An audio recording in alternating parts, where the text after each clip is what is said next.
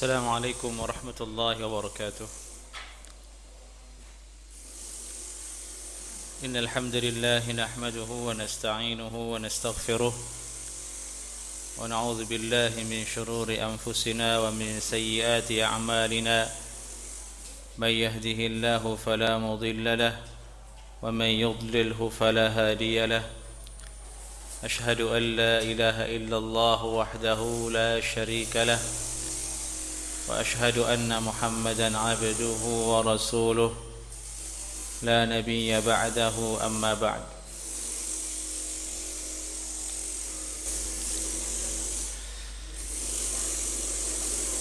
Bersyukur kepada Allah Subhanahu wa taala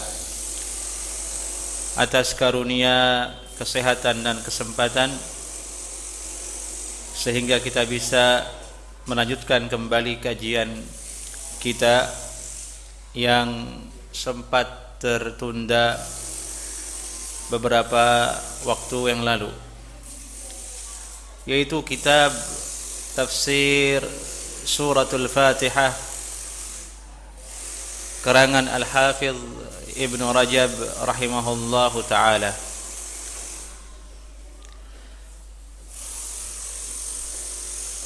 Pada pertemuan kita sebelumnya kita telah membahas beberapa bab dalam kajian ini.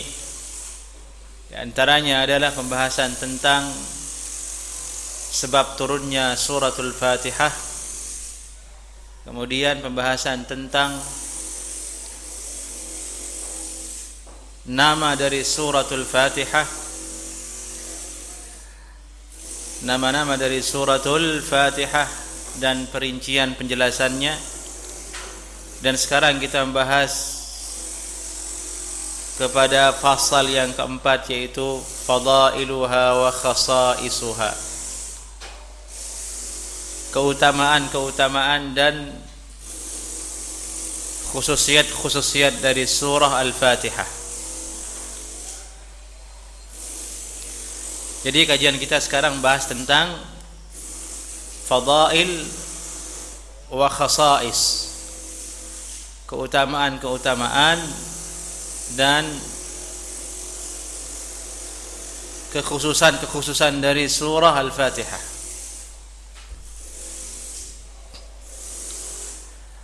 Qala rahimahullahu ta'ala, berkata Al-Hafidh Ibnu Rajab rahimahullahu ta'ala,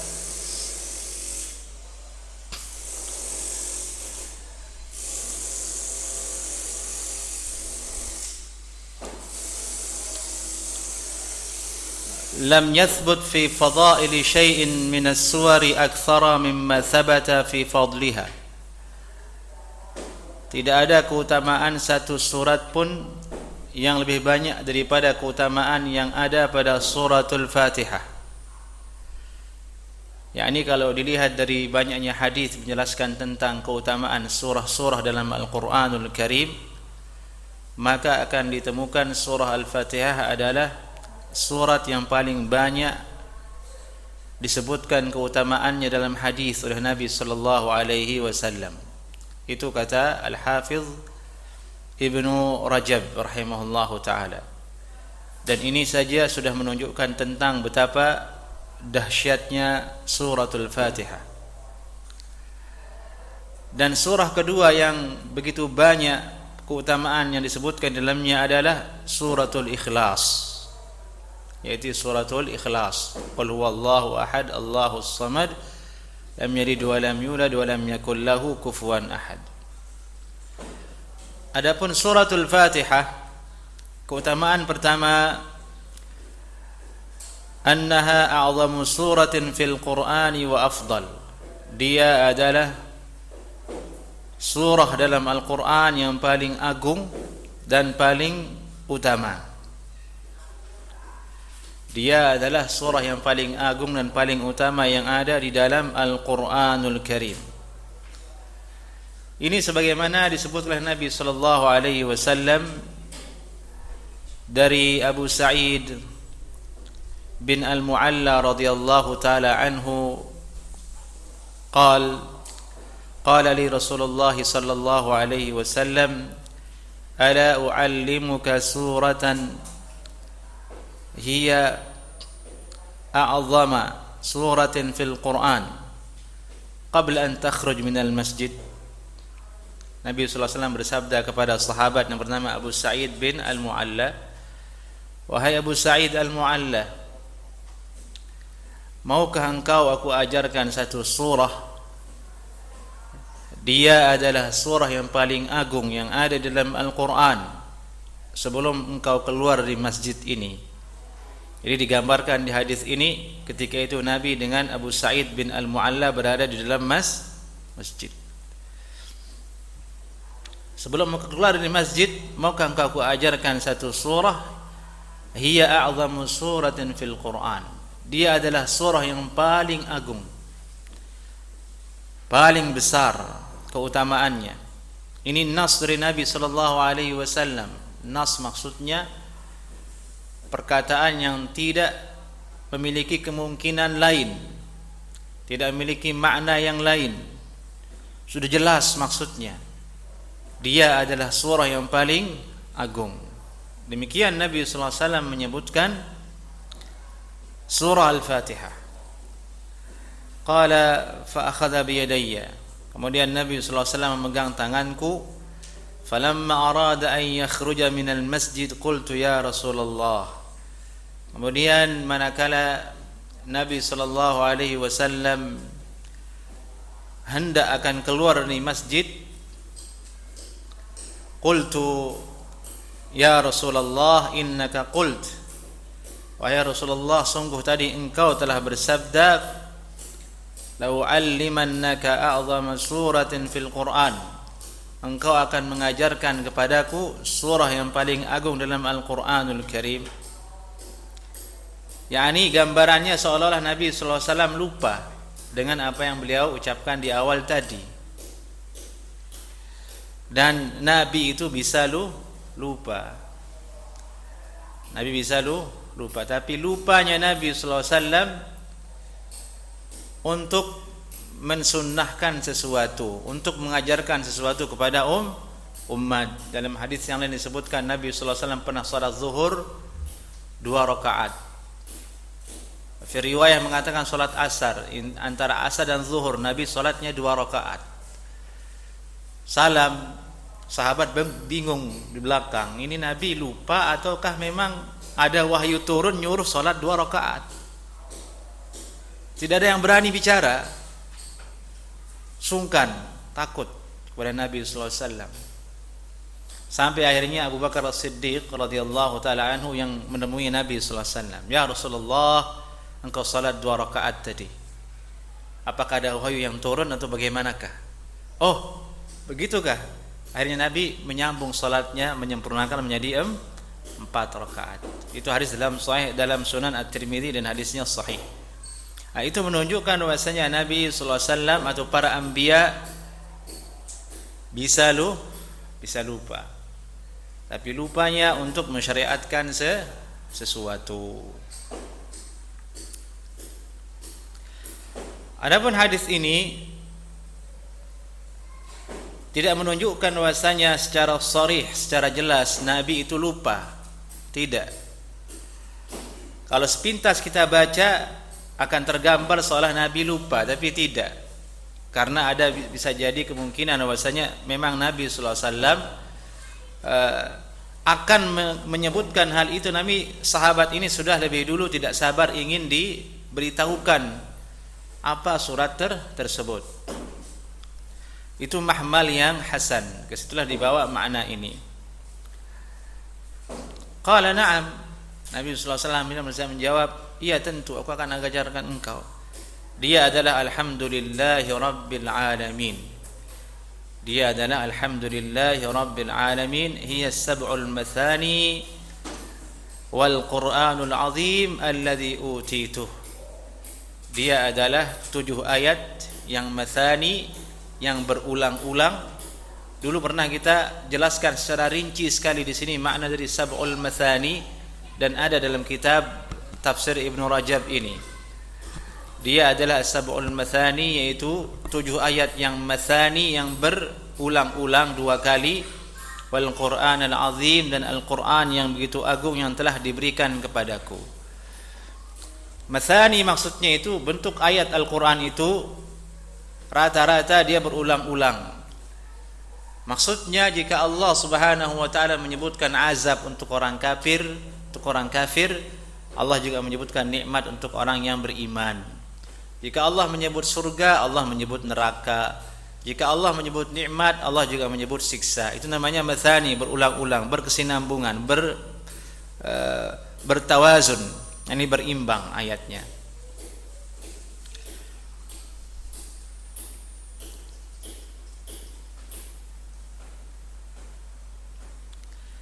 Jadi ternyata surah yang dijanjikan oleh Nabi sallallahu alaihi wasallam kepada Abu Sa'id Al-Mu'alla radhiyallahu taala anhu, yang disebut oleh Nabi sallallahu alaihi wasallam sebagai surah yang paling afdal adalah suratul Fatihah.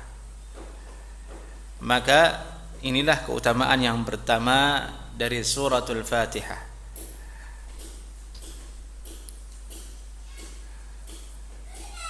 Dengan begitu, setelah mengetahui ilmu ini, kita tahu bahasanya dia adalah surah yang paling agung. Kita tahu Nabi SAW mengajarkannya kepada para sahabatnya, maka kita pun mesti mengikuti Nabi SAW. Hendaknya kita ajarkan surah ini kepada orang lain, terutama kepada anak kita, kepada keluarga kita, terutama anak-anak kita. Jangan sampai anak kita itu, anak-anak antum bisa baca Al-Fatihah dari orang lain. Hendaklah dia bisa baca Al-Fatihah dari kita, bapaknya atau ibunya yang langsung mengajarkan dia. Karena dialah surah yang akan dibaca seumur hidup di dalam salatnya oleh anak tersebut. Artinya setiap anak itu membaca Al-Fatihah, maka akan mengalir pahalanya kepada orang tua yang dulu awal mengajarkan dia suratul Fatihah. Jangan biarkan kesempatan yang mulia ini, yaitu mengajarkan surah Al-Fatihah itu, kita serahkan kepada guru TPA, kita serahkan kepada orang lain. Tapi hendaknya kita selaku orang tua, bapak maupun ibu, harus lebih dulu memiliki semangat untuk mengajarkan surah ini kepada anak-anak kita, bahkan tafsirnya dan bahkan maknanya. Kita talqinkan dia, kita tuntun dia supaya dia bisa membaca Al-Fatihah dari orang tuanya.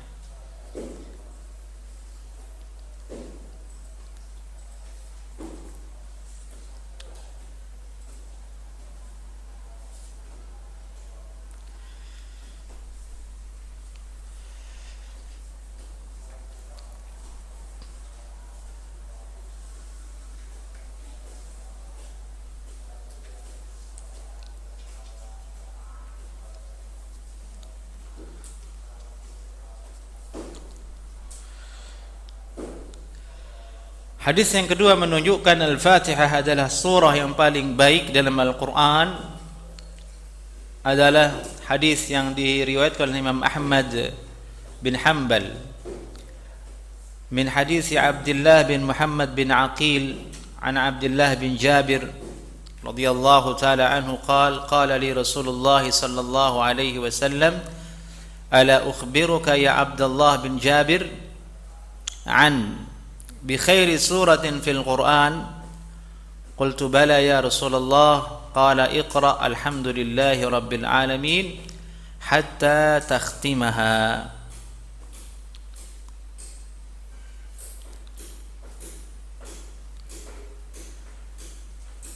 Abdullah bin Jabir radhiyallahu taala anhu,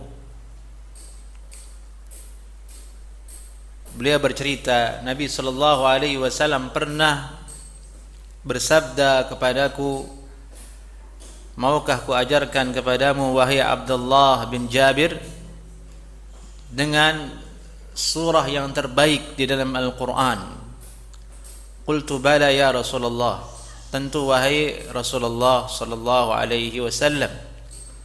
Qal Iqra' alhamdulillahi rabbil alamin, bacalah alhamdulillahi rabbil alamin hatta takhtimaha, sampai engkau selesai membacanya. Ini dari alhamdulillahi rabbil alamin sampai ghairil maghdubi alaihim waladdallin.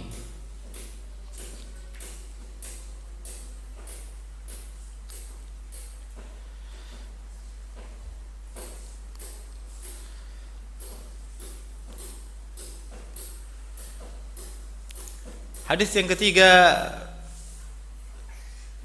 yaitu hadis yang diriwayatkan oleh Imam An-Nasa'i dalam kitabnya Amalul Yaumi wal Lailah. Ada kitab namanya Amalul Yaumi wal Lailah. Amalan-amalan di waktu siang dan malam. Amalul Yaumi wal Lailah, isinya adalah hadis-hadis tentang amalan-amalan yang bisa diamalkan, yang datang dari Nabi sallallahu alaihi wasallam. Itulah amalan yang benar, itulah amalan yang sesuai dengan tuntunan Nabi yang ada hadisnya. Di situ ada amalan-amalan yang beredar di antara kaum muslimin.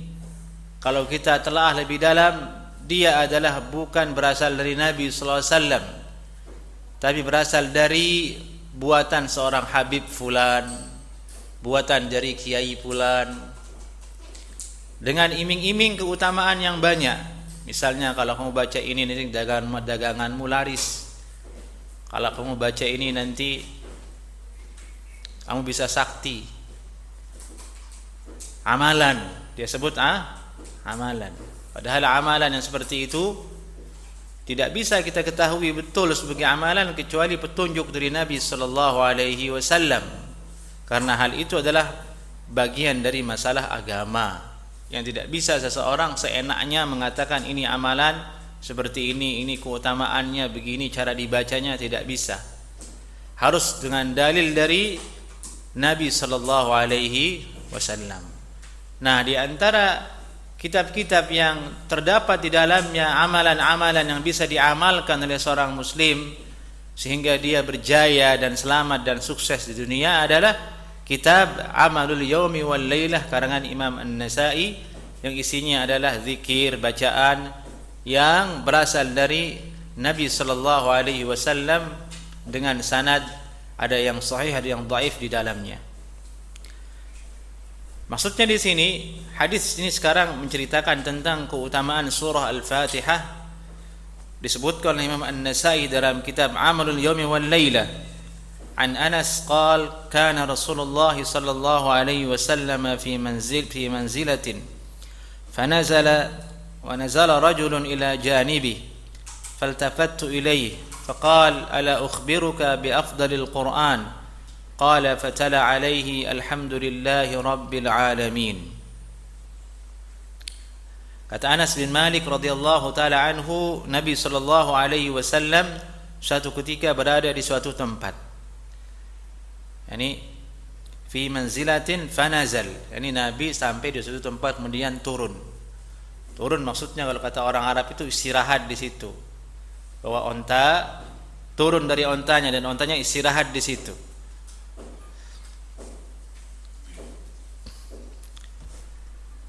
Wa nazala rajulun ila janibi.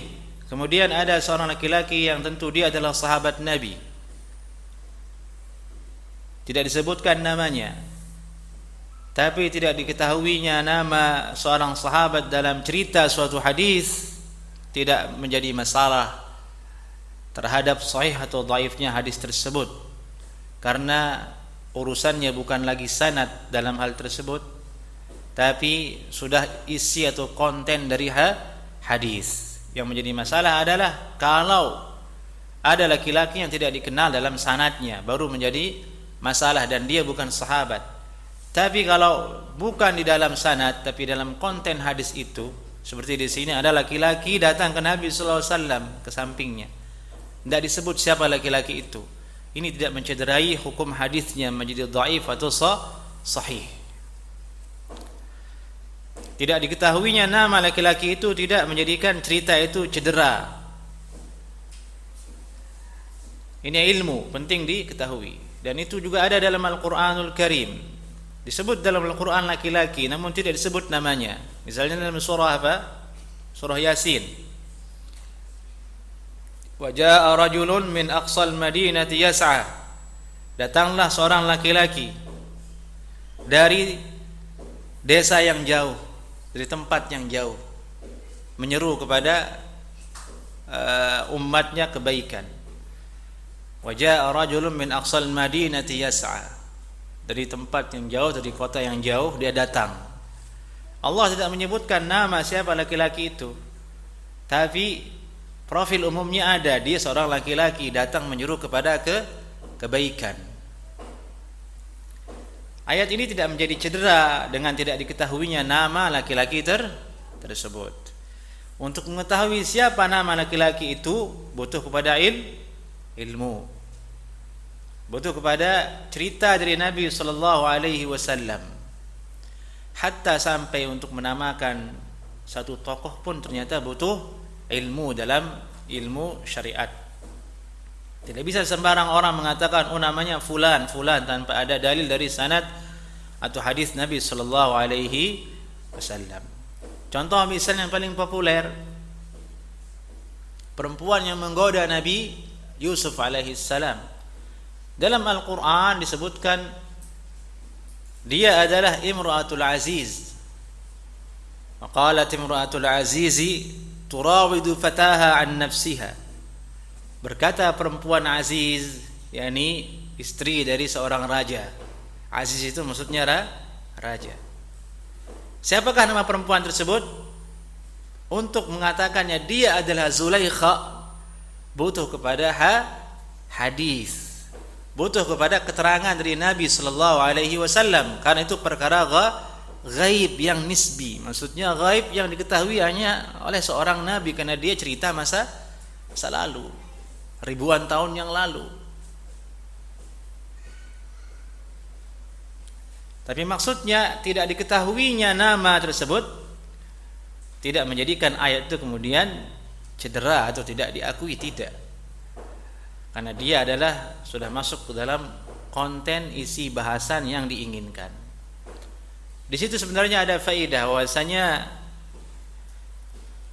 orang-orang yang menyeru kepada kebaikan, orang-orang yang menuntut ilmu, hendaklah dia mewaspadai syahwat ingin terkenal, syahwat ingin diakui, syahwat ingin dipopulerkan oleh orang. Karena hal itu menjadi bencana atas seseorang. Orang jika terkenal, orang jika menuntut ilmu karena ingin terkenal, ingin masyhur, maka artinya dia menuntut ilmu bukan karena Allah subhanahu wa ta'ala. Dia tengah mencari popularitas, dan itu bagian dari urusan keduniaan. Ini hal yang paling berbahaya yang sering kali menimpa penuntut ilmu. Na'udzubillah min dzalik.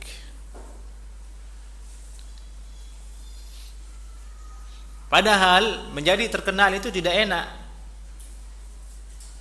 Tentu yang bisa merasakan tidak enak adalah orang yang sudah terkenal.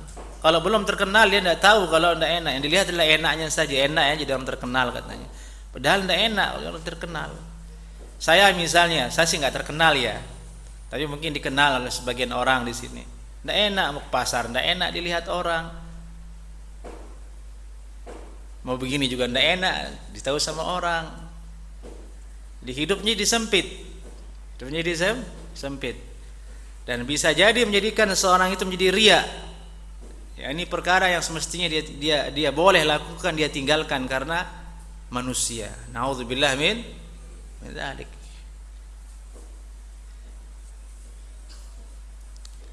Baik, kita kembali, ini faedah dari tentang disebutkannya laki-laki di hadis ini. Nazala rajulun ila jambi. Ada laki-laki tidak diketahui siapa dia, tapi jelas intinya adalah sahabat Nabi sallallahu alaihi wasallam. Faltafattu ilaihi, kata Anas, kemudian saya menoleh kepadanya. Ini ingin melihat siapa laki-laki ini. Ini menunjukkan keutamaannya Anas bin Malik radhiyallahu taala anhu sebagai salah seorang khadimu Rasulullah sallallahu alaihi wasallam. Faqala, Nabi sallallahu alaihi wasallam bersabda, ala ukhbiruk bi afdalil Quran. Maukah engkau aku ajarkan ayat yang paling afdal dalam Al-Quran? Kemudian Nabi sallallahu alaihi wasallam membaca alhamdulillahi rabbil alamin. Ini hadis riwayat An-Nasai dalam kitab Al-Amalul Yawmi wal Lailah. 3 hadis ini sudah cukup menunjukkan bahwasanya Al-Fatihah di antara keutamaannya adalah dia surah yang paling afdal, surah yang paling baik, surah yang paling a'zam. Ini ada 3 kalimat. A'zam, afdal, khair. Ulangi lagi di 3 kalimat. Al-Fatihah itulah surah yang paling afdal, paling a'zam, paling khair. Yani paling baguslah maksudnya, paling utama dan paling agung di dalam Al-Qur'anul Karim.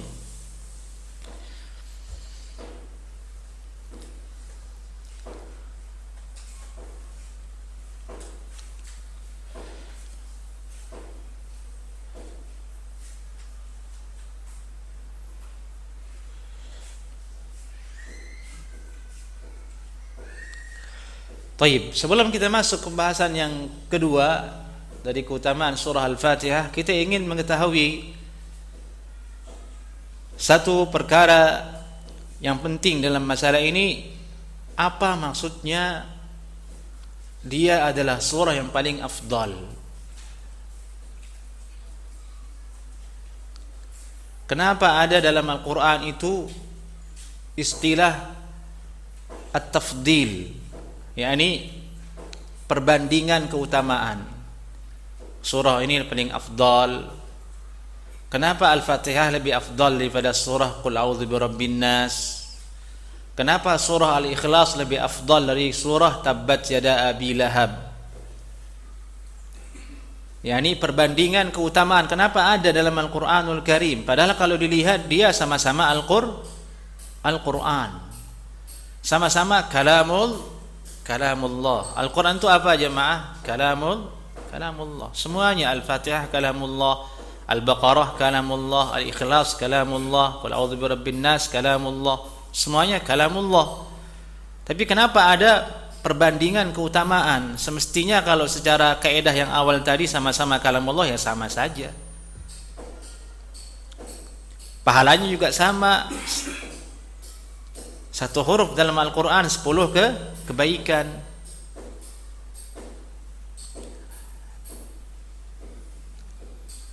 Dari sisi mana kemudian dikatakan dia lebih afdal? Ini dibahas oleh ulama. Dibahas oleh ulama karena ada hadis yang mengatakan dia lebih afdal daripada yang lain. Kalau seandainya Nabi SAW tidak mengatakan Al-Fatihah lebih afdal, tidak berani kita mengatakan ada keutamaan. Tapi karena Rasulullah SAW yang mengatakan ada keutamaan surah Al-Fatihah dibandingkan dengan yang lain, berarti menunjukkan memang ada perbandingan antara satu surah dengan surah yang lain walaupun sama-sama kalamullah azza wa jalla.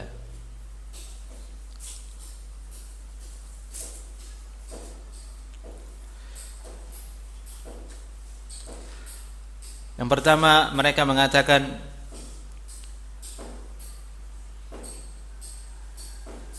tidak ada keutamaan antara satu surat dengan surah yang lain karena dia adalah kalamullah.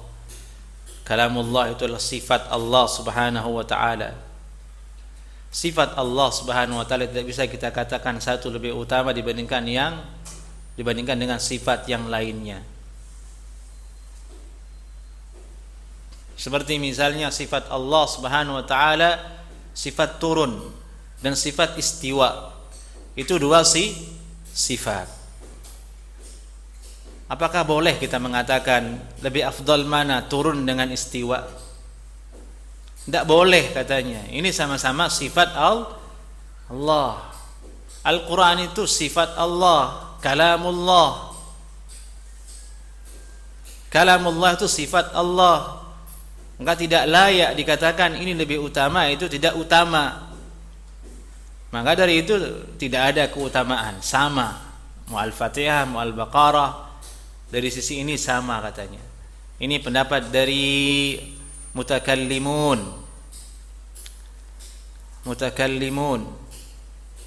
Yani pendapatnya Asy'ari Ibnul Baqilani dan sekelompok ulama lainnya yang bergelut dalam dunia filsafat. Dan ini pendapat tidak dipegang oleh ulama karena bertentangan dengan hadis yang sahih.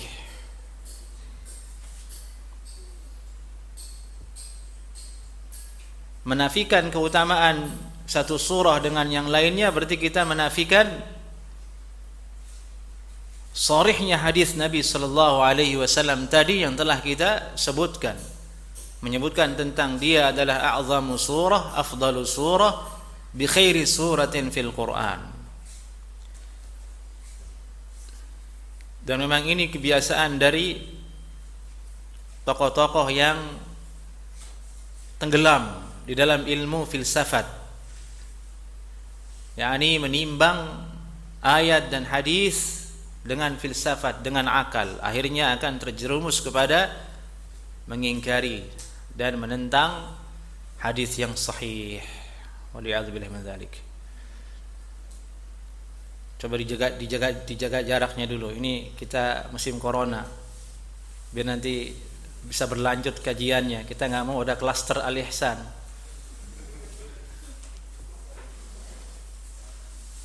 Maksudnya bisa supaya bisa menjadi contoh di tempat yang lain, bisa kajian nanti, coba dijaga jaraknya.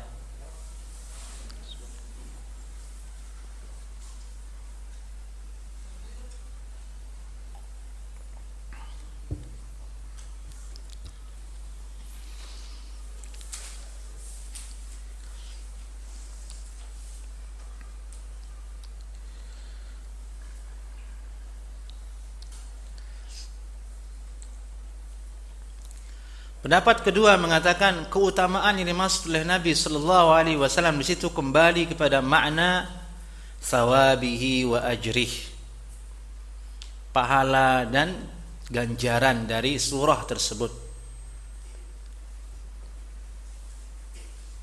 La ila dzatihi, bukan kepada surah itu sendiri.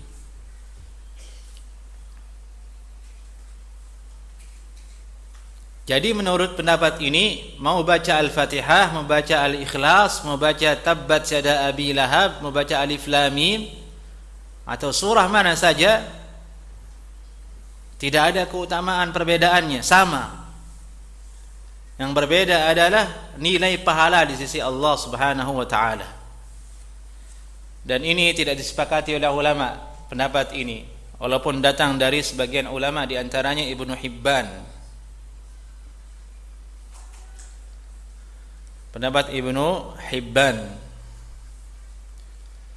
ini mirip pendapat ini dengan pendapat yang pertama yang mengatakan tidak ada keutamaan pada zat itu surah.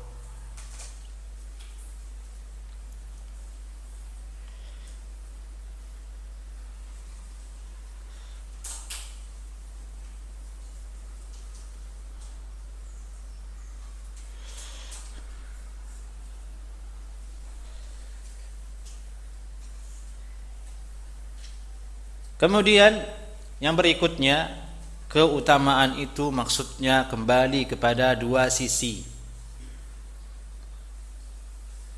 Kembali kepada dua sisi. Satu, sisi yang pertama adalah dengan menimbang bahwasanya Allah Subhanahu wa taala berfirman dengannya. Satu, menimbang bahwasanya dia menjadi afdal, lebih afdal dari yang lain karena Allah berfirman dengan surah tersebut. Yang kedua, sisi yang kedua adalah bi'tibari ma tadammanahu minal ma'ani, dilihat dari kandungan makna yang terdapat di dalam surah tersebut. Ini yang paling bernilai, ini yang paling tepat, kata ulama, dijadikan sebagai alasan atau bentuk kenapa satu surah itu lebih mulia dibandingkan dengan surah yang lain. Kenapa surah Al-Fatihah itu lebih afdal dibandingkan dengan surah yang lain? Karena melihat dari sisi makna yang dikandung oleh surah tersebut.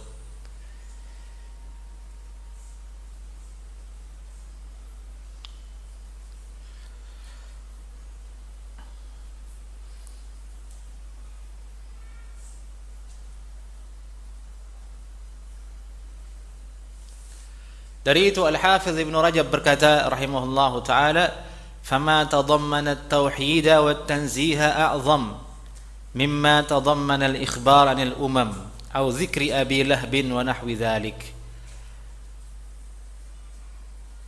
Surah dalam Al-Qur'an yang kandungannya itu membahas tentang tauhid, membahas tentang akidah, membahas tentang mensucikan Allah, membahas tentang sifat dan keagungan Allah Subhanahu wa taala, itu tentu lebih mulia, lebih agung dibandingkan dengan ayat yang kandungannya adalah cerita tentang umat-umat terdahulu, seperti misalnya firman Allah yang isinya di situ ada perkataan Fir'aun yang mengaku dirinya menjadi Tuhan. Faqala ana rabbukumul a'la. Itu kata Fir'aun kan? Allah ceritakan dalam Al-Qur'an. Qala, berkata Fir'aun, ana rabbukumul a'la. Itu ayat atau tidak? Itu ayat Al-Qur'an juga, surah dalam Al-Qur'an, firman Allah Subhanahu wa taala, tapi maknanya adalah apa? Cerita tentang kekufuran Fir'aun, perkataan yang sangat dibenci oleh Allah Subhanahu wa taala, yakni dia mengaku menjadi Tuhan.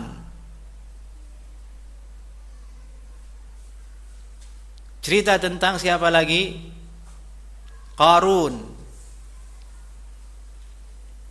dalam Al-Qur'an. Cerita tentang Abu Lahab, tabbat yada Abi Lahab. Disebut dalam Al-Qur'an, celakalah tangannya Abu Lahab. Dilihat dari makna ini, lebih utama mana kira-kira? Ayat yang maknanya tadi akidah, mengagungkan Allah, mengesahkan Allah, mensucikan Allah, dengan ayat yang isinya adalah menyebut hal-hal yang tadi, cerita tentang orang terdahulu, tentang Abu Lahab, tentang Fir'aun. Tentu secara akal akan nampak, oh tentu ini lebih berharga. Dari sisi inilah kemudian dikatakan Suratul Fatihah lebih afdal dibandingkan dengan surah yang lainnya, karena dia mengandung perkara-perkara yang sangat agung. Di antaranya adalah yang tadi, tauhid, iyyaka na'budu wa iyyaka nasta'in, pengakuan bahwasanya hanya Allah yang berhak kita sembah, ibadati, dan hanya kepadanya kita meminta. Pengagungan kepada Allah, alhamdulillah, segala puji hanya bagi Allah, Rabbil Alamin, pengatur seluruh alam, Ar-Rahman, Ar-Rahim, dua sifat Allah Subhanahu wa taala yang sangat agung dan tinggi. Maliki Yaumiddin, pengakuan kita bahwasanya Allah itu adalah raja kelak di hari akhirat, di hari kiamat. Ini makna-makna yang ada dalam Al-Quranul Karim, dalam suratul Fatihah, yang menjadikan kemudian disebut sebagai surah yang paling agung dan mulia oleh Nabi sallallahu alaihi wasallam. Ini faidah tentang keutamaan satu surah tadi. Ini berlaku juga kepada semua surah yang ada.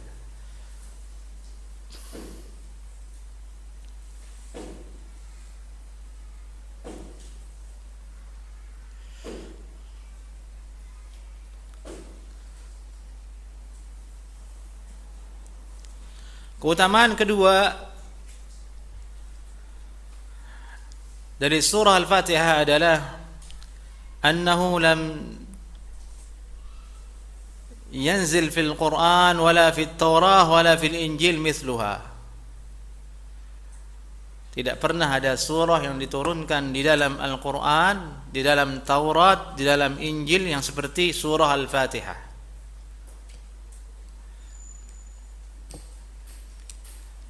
Ini bahasan yang kedua ini membawa kita kepada menyelami kembali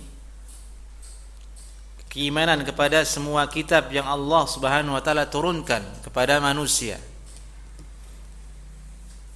Ini beriman kepada kitab. Apa itu? Zabur, Taurat, Injil, dan suhufnya Nabi Ibrahim, dan suhufnya Nabi Musa.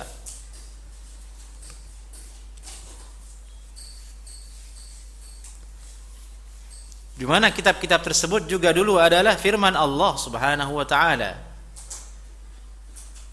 Namun diturunkan tidak dengan bahasa Arab. Ada yang mengatakan bahwasanya Injil itu bahasanya Ibrani. Begitu juga dengan Zabur dan Taurat. Bagaimana bahasa Ibrani? Wallahu a'lam. Tidak tahu seperti apa.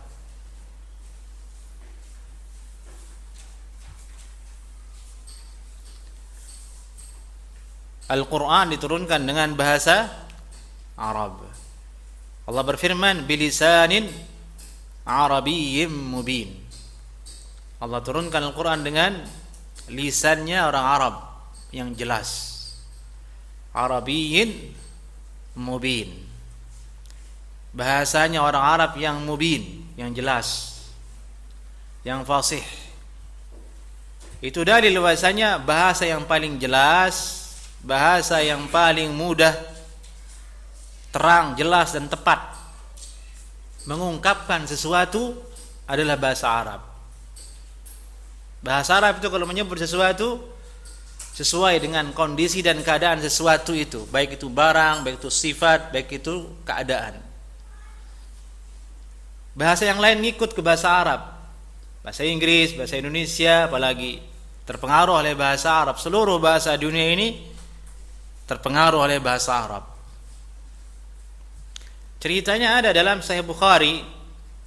Asal muasal bangsa Arab, mereka berbahasa Arab itu kabilah Jurhum dulu yang melintas melewati Makkah Al-Mukarramah, yang kemudian salah satu dari perempuan tersebut menikah dengan Nabi Ismail alaihi salam. Di situ dimulai kemudian sejarah bahasa Arab. Ada dalam Sahih Bukhari, dalam cerita itu dalam Sahih Bukhari, dalam hadis yang sangat panjang menceritakan hal itu tentang bahasa Arab.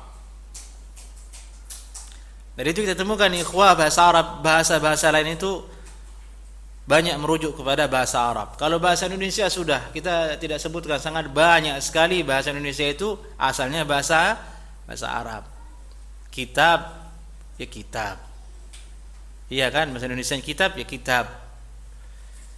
Banyak sekali. Bahasa Inggris juga begitu. Ardun itu arti apa? Apa artinya ardun? Bumi kan? Bahasa Arab, bahasa Inggrisnya bumi apa? Earth. Sama ard juga maksudnya. Hanya cara bacanya yang beda. Earth. Bahasa Arabnya ardun. Itu dari bahasa Arab. Itu sudah dideteksi oleh para ulama tuh. Ini mana bahasa Inggris yang asalnya bahasa Arab, mana sudah semua. Bilisanin Arabiyyin mubin. Allah turunkan bahasa Arab, Al-Quran itu dengan bahasa Arab. Dari itu kita disuruh belajar bahasa Arab oleh para ulama. Tujuannya untuk itu, untuk bisa mengerti Al-Quranul Karim. Bukan maksudnya untuk bisa ngobrol-ngobrol sama orang Arab. Kalau maksudnya ngobrol-ngobrol sama orang Arab, datang aja ke Arab Saudi sebulan 2 bulan, anta kuis, kamu jadi bagus bahasa Arabnya.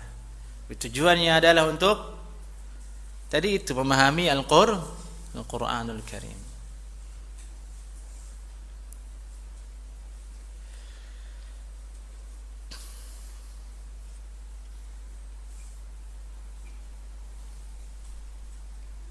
Dan Nabi SAW diutus, dibangkitkan menjadi Nabi di antara bangsa Arab. Dan disebutkan dalam Al-Quran bahwasanya seorang Nabi dan Rasul itu diutus sesuai dengan lisan dan bahasa kaumnya. Ma arsalna min rasulin illa bilisani qaumi. Tidaklah kami utus satu utusan kecuali dia berbicara dengan lisan kaumnya. Itu ada indikasi di situ. Ada isyarat bahwasanya sumber budaya dan keteladanan manusia itu harus merujuk kepada bangsa Arab, merujuk kepada orang Arab, yang dia adalah bangsanya Nabi Muhammad sallallahu alaihi wasallam. Dari itu Arab itu dibenci sama orang munafik, sama orang kafir. Karena kalau mereka berhasil meruntuhkan Arab, maka runtuh agama ini. Kalau mereka berhasil meruntuhkan Arab, menjelek-jelekkannya, meruntuh agama ini.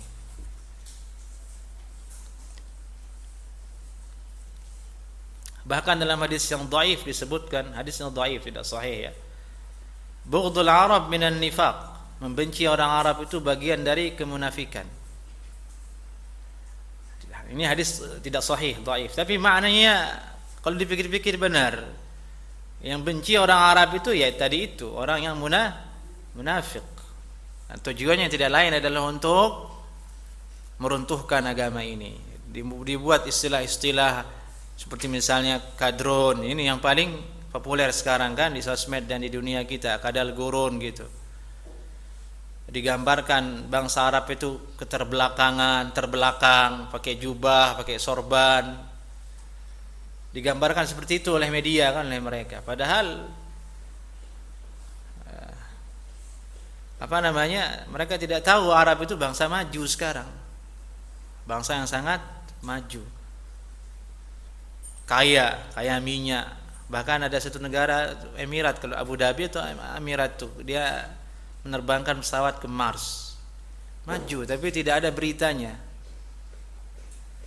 Justru yang disumbang oleh orang-orang kafir itu ke kita, oleh orang-orang Belanda itu apa?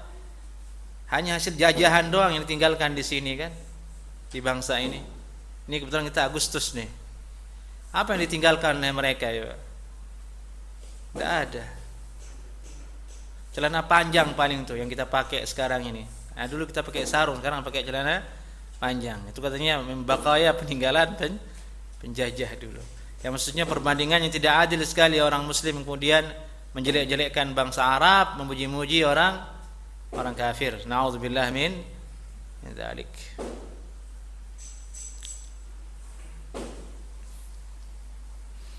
Kita kembali ke yang tadi, bahwasanya Allah Subhanahu wa taala menurunkan kitab-kitab terdahulu dengan bahasa kaumnya, Al-Qur'an dengan bahasa Arab.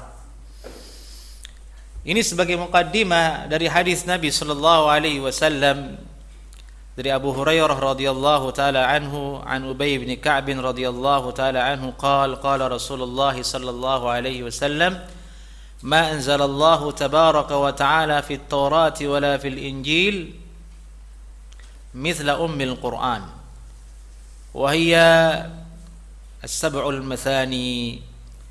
Dari sahabat Nabi yang bernama Ubay bin Ka'ab radhiyallahu taala anhu, beliau berkata Rasulullah sallallahu alaihi wasallam pernah bersabda, Allah Subhanahu wa taala tidak pernah menurunkan di dalam Taurat, tidak juga di dalam Injil seperti Ummul Quran, yaitu Al-Fatihah.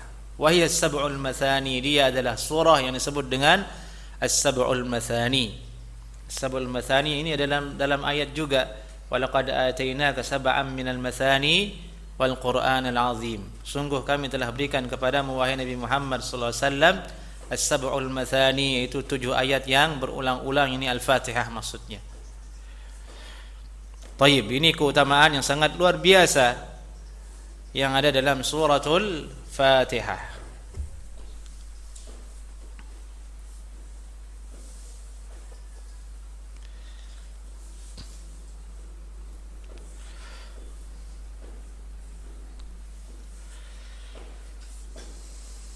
Keutamaan yang ketiga,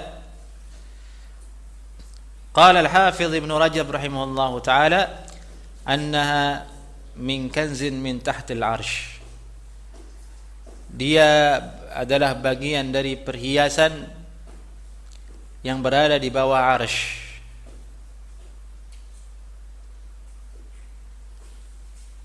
Surah Al-Fatihah itu adalah bagian dari perhiasan yang berada di bawah arsy. Kanzun itu bisa artinya perhiasan, bisa artinya harta, perbendaharaan harta, kanzun yang berada di bawah arsy.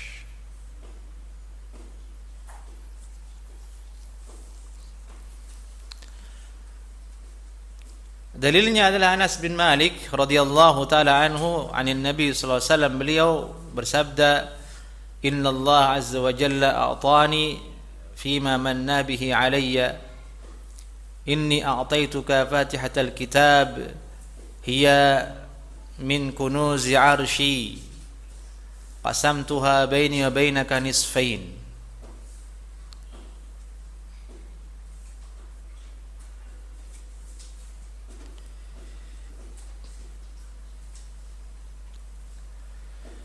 Sungguhnya Allah Subhanahu wa taala telah menganugerahkan kepadaku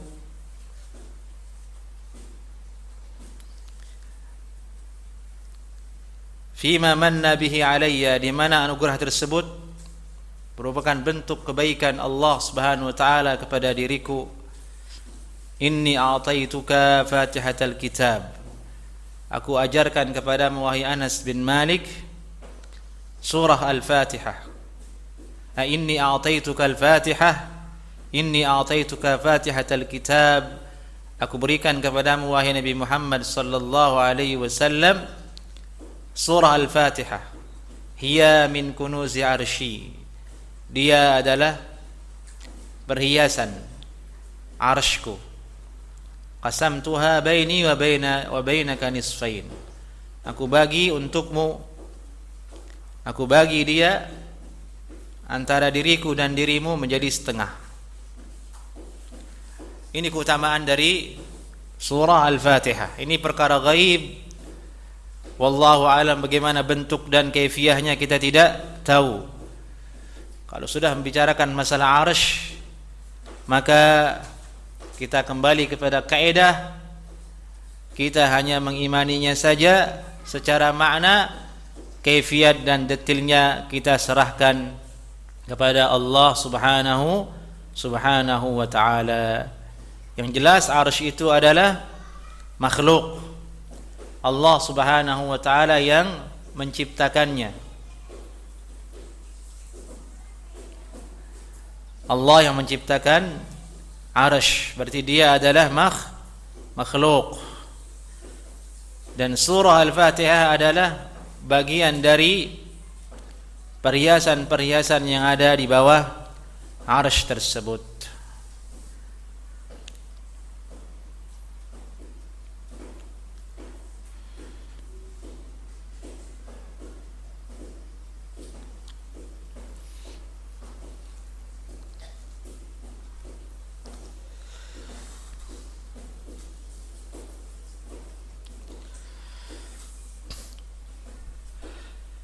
Dari Ali bin Abi Thalib radhiyallahu taala anhu, Nabi sallallahu alaihi wasallam pernah bersabda, Fatihatul kitab wa ayatul kursi wa qul illahumma malikal mulk tu'ti man tasha wa tu'izzu man tasha wa tudhillu man tasha biyadikal khair. Itu surah Al-Imran ayat 26. Ini 3 ayat nih. Pertama suratul Fatihah, ayat Al-Kursi dengan ayat yang berbunyi Qulillahumma malikal mulki tu'til mulka man tasha wa tanzi'ul mulka mimman tasha wa tu'izzu man tasha wa tudhillu man tasha biyadikal khair innaka ala kulli syai'in qadir. Ini surah Al-Imran ayat 26 ini sering diamalkan oleh kaum muslimin. Kalau selesai salat mereka baca ayat itu. Dia memang ayat yang memiliki keutamaan. 3 ayat ini di antaranya di situ masuk surah Al-Fatihah tadi, hadhil ayah mu'allaqatun bil arsh laisa bainahunna wa bainallahi hijab. 3 ayat ini bergelantungan di arsy, tidak ada hijab antara Allah Subhanahu wa taala dengan surah-surah ini. Ini hadis dikeluarkan oleh Abu Amr Ad-Dani dengan sanadnya dalam kitab Al-Bayan fi addi ayil Quran. Abu Amr Ad-Dani dengan sanadnya dalam kitab Al-Bayan fi addi ayil Quran. Al-Bayan fi addi ayil Quran. Penjelasan tentang perhitungan jumlah ayat Al-Quran. Jadi ada kitab di situ membahas tentang berapa jumlah ayat dalam Al-Quran. Itu bahasan ilmu qiraah, ulama-ulama yang bergelut dalam Al-Qur'an. Di antara disiplin ilmu yang mereka pelajari itu adalah ilmu menghitung ayat. Jadi ada ilmunya. Masuk ke situ ilmu menghitung jumlah huruf. Terjadi perbedaan di antara ulama jumlah ayat itu. Makanya ada ilmunya. Bagaimana cara menghitungnya? Di antara kitabnya adalah yang ini tadi. Kitab Al-Bayan fi Addi'ayil Quran yang ditulis oleh Imam Abu Amr Ad-Dani. Nah, dalam kitab ini disebutkan tadi hadis dari Ali bin Abi Thalib radhiyallahu taala anhu, bahwasanya Nabi sallallahu alaihi wasallam bersabda, surah Al-Fatihah ayat Al-Kursi dengan ayat Al-Imran ayat 26 itu bergantung di arsy, tidak ada hijab antara dia dan Allah Subhanahu wa taala. Ini menunjukkan bahwasanya betapa agungnya surah ini.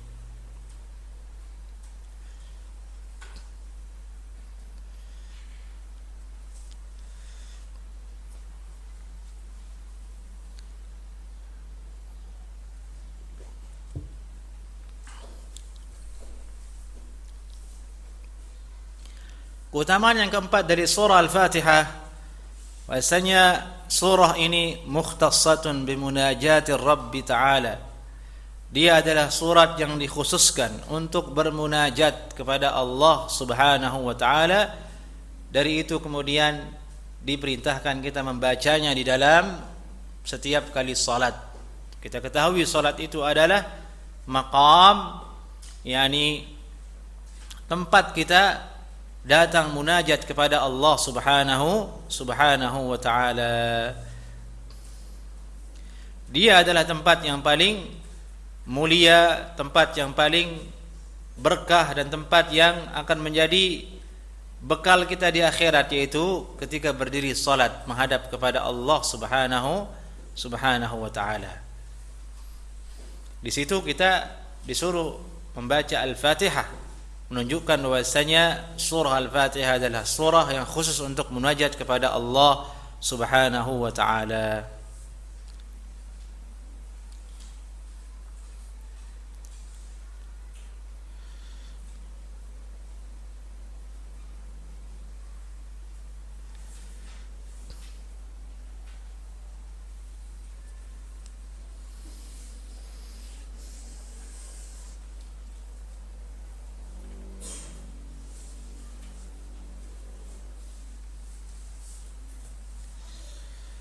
Di sini Al-Hafidz Ibnu Rajab rahimahullahu taala kemudian membahas sedikit tentang keutamaan yang dimiliki oleh ayat yang ada dalam akhir surah Al-Baqarah.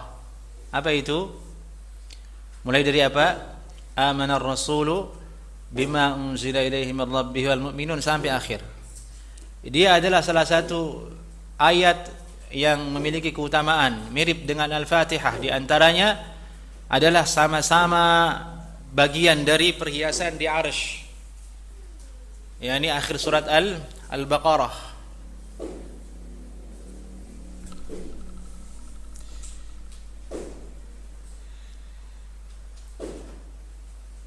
Dan di mana Allah Subhanahu wa taala juga mengabulkan doa dengan akhir surah Al-Baqarah tersebut, yakni ketika Allah berfirman, la yukallifullahu nafsan illa wus'aha laha ma kasabat wa 'alaiha maktasabat. Di situ Allah mengabulkan doa Nabi sallallahu alaihi wasallam,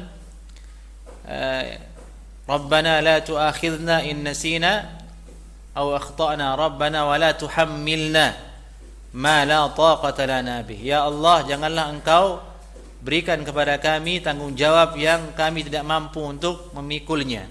Allah mengabulkan doa itu kepada umat ini, kepada Nabi Muhammad SAW, sehingga syariat yang kita jalani saat ini adalah syariat yang lebih ringan dibandingkan syariat umat-umat terdahulu. Ringan, salat cuma 5 kali sehari, itu pun sedikit rakaatnya. Subuh cuma 2, zuhur cuma 4, asar cuma 4, maghrib cuma 3, isya cuma 4.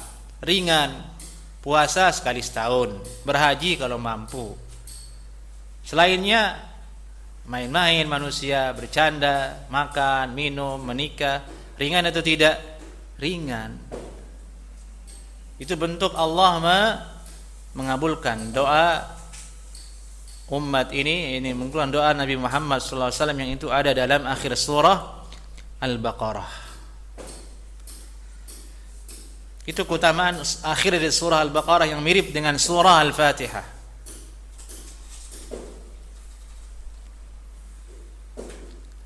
Tapi surah Al-Fatihah itu keutamaannya dibandingkan dengan akhir surah Al-Baqarah itu nampak dari dua sisi, kata Ibnu Rajab. Pertama, as-sana'u awwaluha. Dalam surah Al-Fatihah terdapat sanjungan di awalnya kepada Allah Subhanahu wa taala.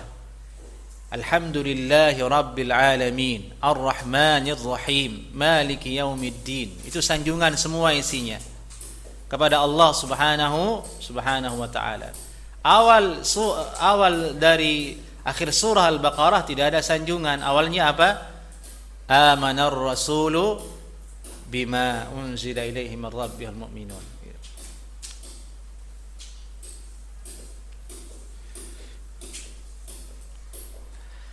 Wa innama fiha akhbarun 'anil iman. Awal dari akhir surah Al-Baqarah itu adalah cerita tentang iman. Dan keimanan itu sendiri ada dalam sanjungan-sanjungan yang ada di awal surah Al-Fatihah. Dari situ lebih mulia surah Al-Fatihah dari sisi makna ini. Diawali dengan sanjungan yang sanjungan itu pasti telah didasari oleh keimanan seseorang kepada yang disanjung.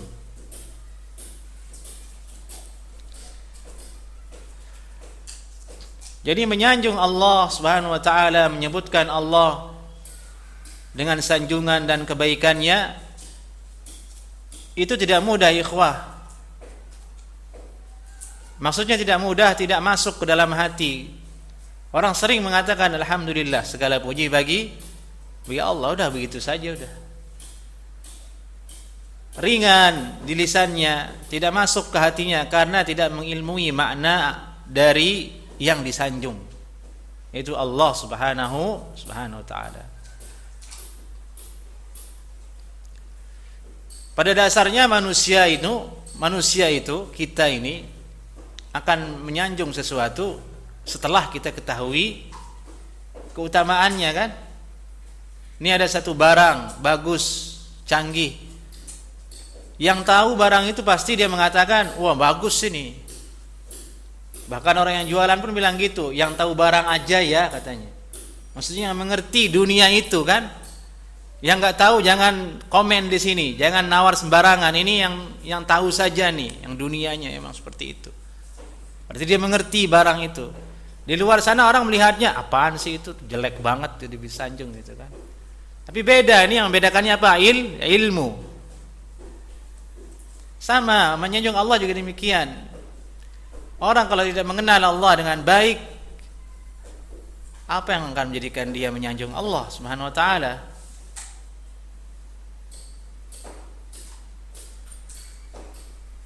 Maka kita orang yang beriman, itulah yang mesti kita tata terlebih dahulu dalam diri kita, mengenal Allah Subhanahu wa taala melalui apa?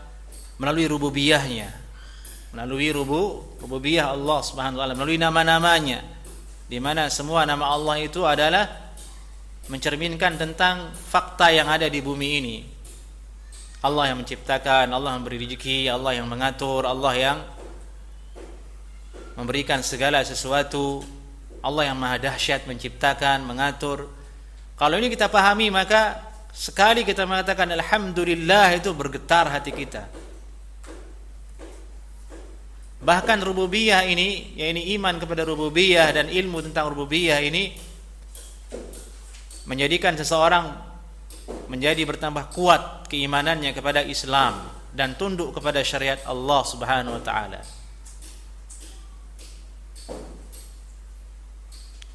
Tidaklah kekafiran orang-orang di luar sana tidak mau tunduk kepada agama Islam, tidak mau tunduk kepada aturan Allah karena mereka tidak mengimani itu.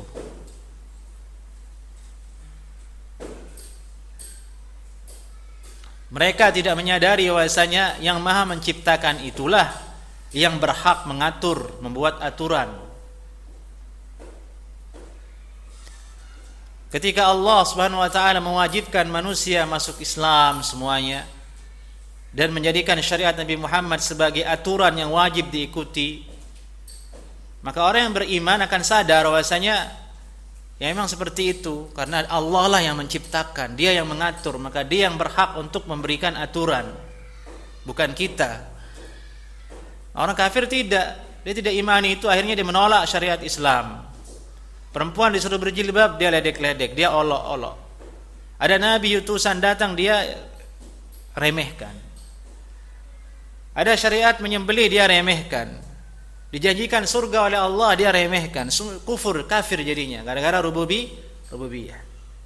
Dari itu janib rububiyah, sisi rububiyah ini adalah rahasia dan kunci seseorang bisa menyelami sanjungan kepada Allah Subhanahu wa taala. Dari hal yang paling dekat dengan kita, diri kita saja. Kita pikirkan betapa lemahnya diri kita ini, jamaah. Diri kita ini betapa lemahnya. Allah yang berikan kita kekuatan, Allah berikan kita semua nikmat sehingga kita bisa hidup sampai saat ini. Kalau kita sadari itu, kita akan mudah untuk bersyukur, mudah untuk memuji Allah Subhanahu wa taala. Mudah kita untuk remuk di hadapan Allah ketika mendirikan salat. Tapi kalau rububiyah ini lemah, ya kayak tadi itu tuh, hanya lewat saja itu. Alhamdulillahirabbil alamin, tidak ada makna yang lewat di hati. Padahal ada yang maha dahsyat yang tengah kita bahas itu, yang menciptakan seluruhnya ini. Dan itu ada dalam surah Al-Fatihah. As-sana alaih, diawali dengan menyanjung Allah. Alhamdulillah Rabbil alamin, segala puji hanya milik Allah. Rabb, yakni pengatur, pencipta, pemberi seluruh alam, alamin. Alam itu kata ulama tafsir, ma siwallah, selain Allah dibilang alam. Kalau di kita kan hanya dua, kita tahu, alam jin dan alam manusia. Ini alamnya lain, alam jin itu alam manusia. Ada banyak alam-alam yang lain kita ketahui, dan Allah yang hanya mengetahui, yang hanya Allah yang mengetahuinya. Dan semuanya alam itu adalah makhluk. Dari itu ma siwallahu wal alam, selain Allah disebut alam, makhluk ciptaan Allah Subhanahu wa taala.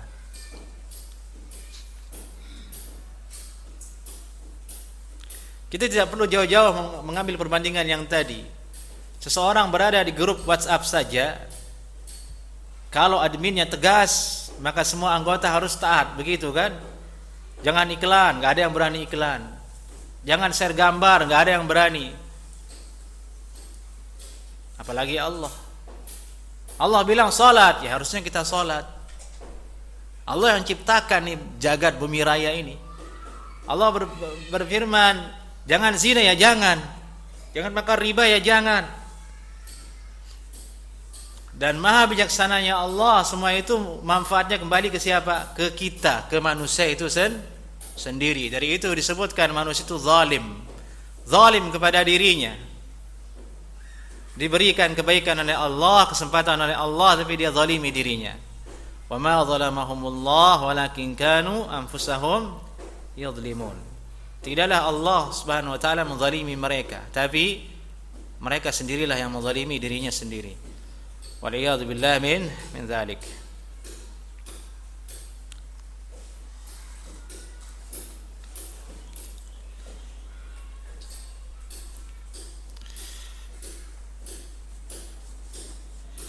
Di dalam surah Al-Fatihah itu terdapat doa. Ini perbandingannya dengan akhir surah Al-Baqarah, yang sedikit faedah yang diberikan oleh Ibnu Rajab.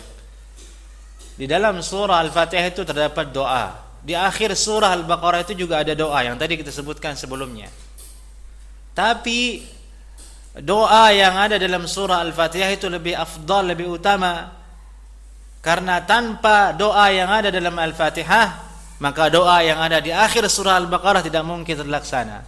Apa itu doa tersebut dalam surah Al-Fatihah? Yaitu hidayah kepada jalan yang lurus. Ihdinas siratal mustaqim. Di mana hidayah kepada sirat yang mustaqim ini meliputi rincian doa yang ada di dalam akhir surah Al-Baqarah.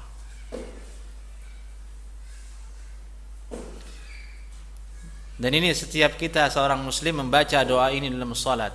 Ihdinas siratal mustaqim. Sesungguhnya kalau kita membacanya dengan betul-betul, dengan khusyuk dan tadabbur, akan nampak dari cerminan hidup kita sehari-hari. Karena selalu minta hidayah kepada Allah Subhanahu wa taala.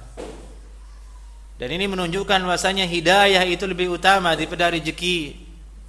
Maksudnya rezeki di sini rezeki yang bentuknya adalah memenuhi kebutuhan fisik dan syahwat,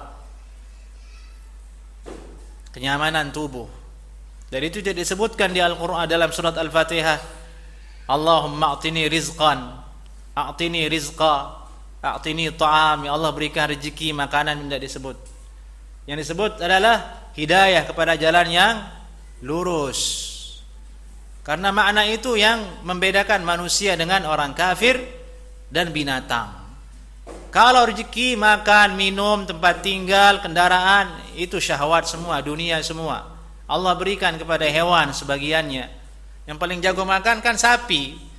Seharian tugasnya makan tuh sapi, tunggunya aja dia. Makan, minum, makan, burung makan, minum. Bersetubuh, datangi betinanya. Manusia juga begitu kan, kita makan, minum. Sudah menikah, alhamdulillah punya istri. Yang belum menikah, menghayal. Makanya disuruh cepat-cepat nikah yang belum nikah. Kalau itu binatang juga sama dengan kita di bidang itu. Jadi itu Allah sebutkan yang paling menjadikan kalian itu istimewa dibandingkan yang lain itu adalah hidayah itu kepada yang lurus, yaitu Islam, tauhid. Ihdinas siratal mustaqim. Ini yang paling mahal. Ini yang mesti menjadi prinsip dalam diri seorang muslim. Yani berada selalu di atas hidayah sampai meninggal dunia, karena yang menghantarkan dirinya kepada surga. Jangan himmahnya adalah duniawi. Maksudnya boleh, tapi jangan itu nomor satu terus. Nanti sampai akhirnya mati meninggal dunia baru dia menyesal manusia. Dengarkan perkataan-perkataan para ulama, orang-orang yang bijak, hakim, orang-orang yang alim dekat dengan Allah. Itu sebagai pelajaran untuk kita bahwasanya dunia itu ya begitu-begitu saja. Mata'un qalil, kenikmatan yang sedikit. Kenikmatan yang sedikit. Sudah sedikit, mendapatkannya pun susah. Tidak mudah. Mau beli mobil misalnya, mobil itu nikmat, kenikmatan qalil, sedikit, tapi mendapatkannya susah. Mau beli harus banting tulang dulu. Yang nekat ngutang dulu, kredit kan, tagih tiap bulan. Motor juga sama. Setelah punya harus dibiayai, beliin bensin, gantiin oli, nyetir capek juga kalau macet. Males kadang keluar, macet Bekasi, ngapain keluar? Mata'un qalil, perhiasan yang sedikit. Ternyata nikmatnya hanya ketika lewat doang orang melihat, oh mobil. Tanya orang di dalamnya, begini kepalanya itu. Bulanannya belum, bensin mau habis, oli belum diganti, AC-nya macet, panas, begini. Dari itu la taghtar, jangan tertipu daya. Punya istri dua itu sama juga. Ada orang dua istrinya, itu nikmat tapi qalil, sebentar. Lihat Masya Allah, datang kondangan bawa istrinya dua, kiri kanan, istri pertama, istri kedua. Tapi di balik layar apa yang terjadi? Gaduh tiap hari. Bang belanja ini belum, ini cemburu, itu ngamuk, ini ngambek, akhirnya tidur di masjid dia. Suami tidur di masjid. Mata'un qalil. Seperti itulah dunia. Sudah seperti itu, janganlah tertipu daya. Manusia, kita jangan tertipu daya. Yang kita tuju adalah siratul mustaqim, hidayah kepada jalan yang lurus. Walaupun tentu hal yang tadi itu boleh, saya mengatakan bukan tidak boleh, boleh, tapi waspada. Jangan sampai melalaikan kepada akhirah.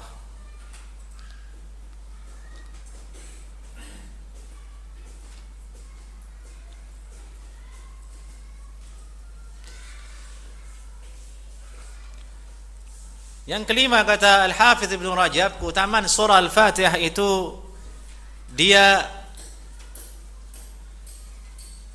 di dalamnya mengandung maksud dari kitab-kitab sebelumnya yang diturunkan oleh Allah Subhanahu wa taala, dan itu termaktub dalam satu ayat dalam surah Al-Fatihah, yaitu iyyaka na'budu wa iyyaka nasta'in.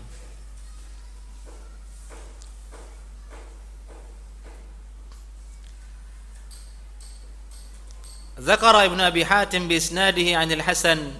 Ibnu Abi Hatim dengan sanadnya dari Hasan Al-Basri, beliau berkata, anzalallahu subhanahu wa ta'ala 400 kitabin wa 4 kutubin.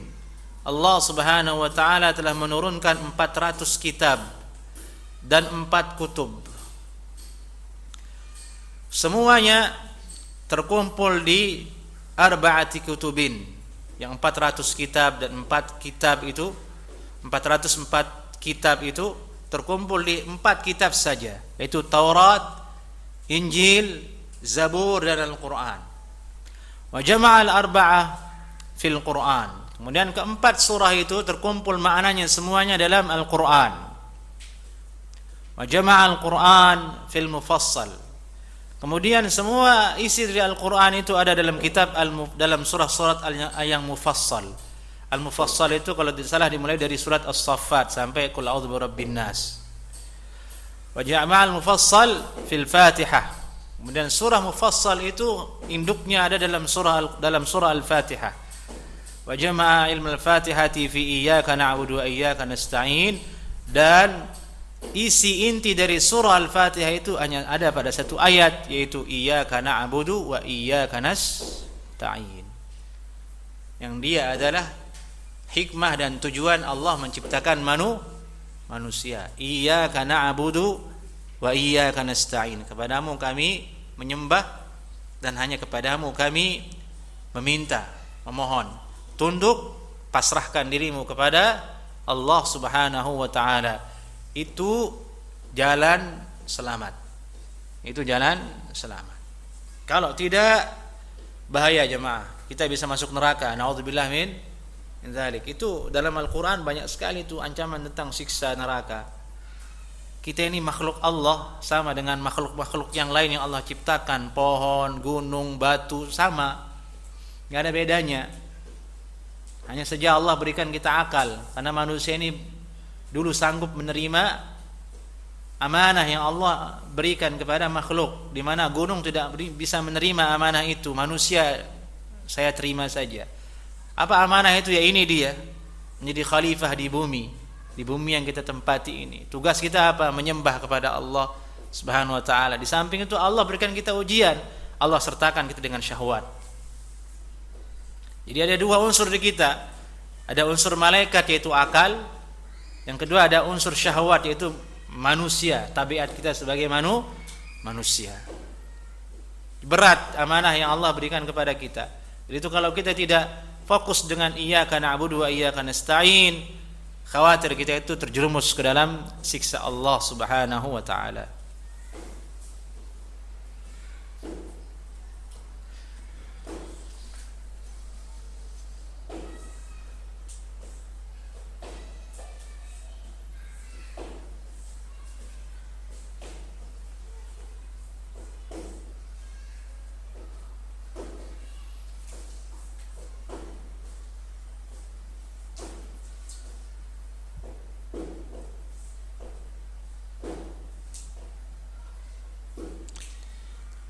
Sampai di sini dulu kajian kita.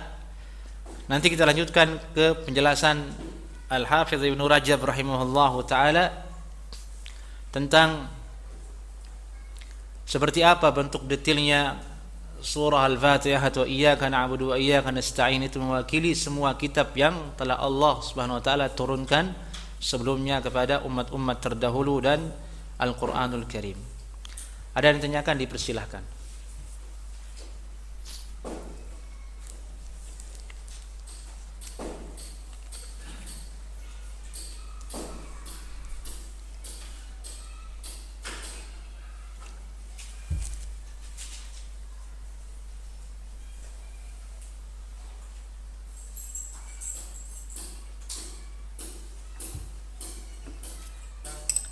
Naam.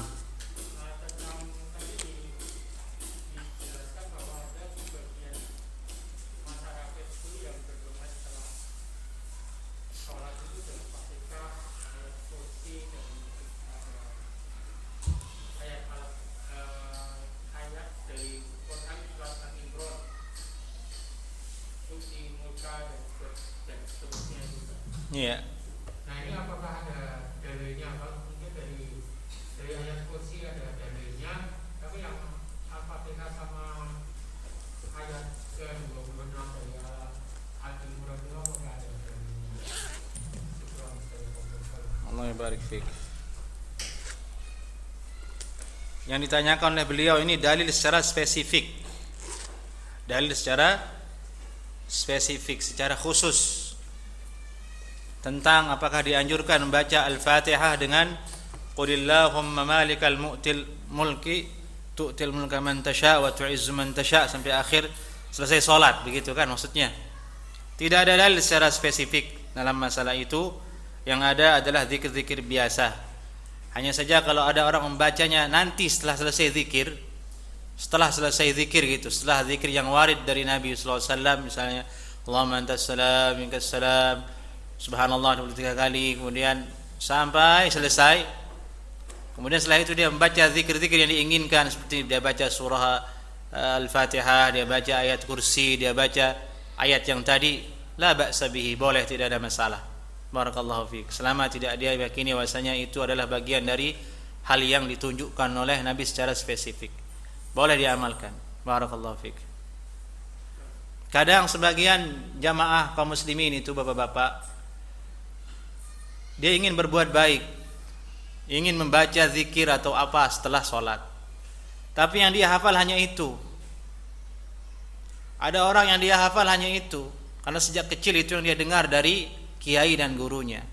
Selesai salat, Allahumma ajirni minan nar, Allahumma ajirni minan nar, kan begitu.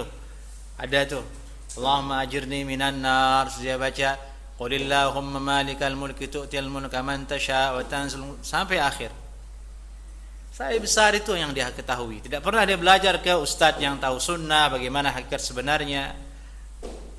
Maka yang seperti itu bisa jadi dapat pahala di sisi Allah Subhanahu wa taala. Dia tidak tahu, dan kita yang melihatnya mesti bijak. Kadang hanya itu yang dia tahu. Bagaimana lagi? Kasus lainnya malam Jumat. Di Indonesia itu banyak orang hafal surat Yasin karena sejak kecil dididik seperti itu. Malam Jumat baca ya Yasin, hafal deh surat Yasin. Tapi hanya itu yang dia hafal, surat lain tidak hafal. Makanya amalannya hanya itu, surat Yasin terus yang dia baca. Kumpul surat Yasin, malam Jumat surat Yasin, siang Jumat Yasin lagi, mau maulid Yasin juga, mau sunatan Yasin juga. Dan itu ada di daerah saya. Mau apapun pasti surat Yasin. Mau berangkat haji surat Yasin. Hanya itu yang dia tahu. Yang lain dia enggak tahu, belum sampai kepadanya ilmu. Beri dia uzur. Beri dia uzur. Barakallahu fiik. Fadhal. Ahlan wa sahlan Pak Manun. Sudah lama tidak berjumpa.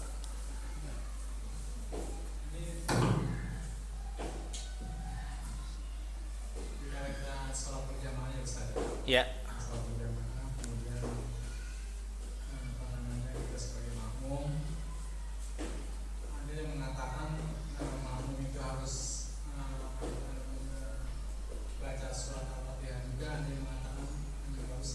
Iya. Tayyib, barakallahu fiik. Ini masalah qiraatul ma'mum lil Fatihati fil jamaah. Ini makmum baca surat Al-Fatihah ketika salat berjamaah dalam salat jahriyah. Dalam surah Al-Jahriyah. Di sini ada beberapa hadis yang menunjukkan bahwasanya makmum wajib membaca Al-Fatihah. Pertama itu adalah hadis yang sangat populer, la salata liman lam yaqra bi Fatihatil Kitab. Tidak ada salat bagi orang yang tidak membaca surah Al-Fatihah. Ini hadisnya sahih. Dia menjadi dalil utama, jumhur ulama mengatakan wajib baca Al-Fatihah. Baik orang itu salat jamaah maupun salat sendiri, wajib. Kalau hanya diam begini aja, salat zuhur dia diam begini, nah itu batal salatnya itu. Baca, jangan diam. Salat zuhur tapi ini ya, zuhur asar itu kan tidak ada bunyi itu.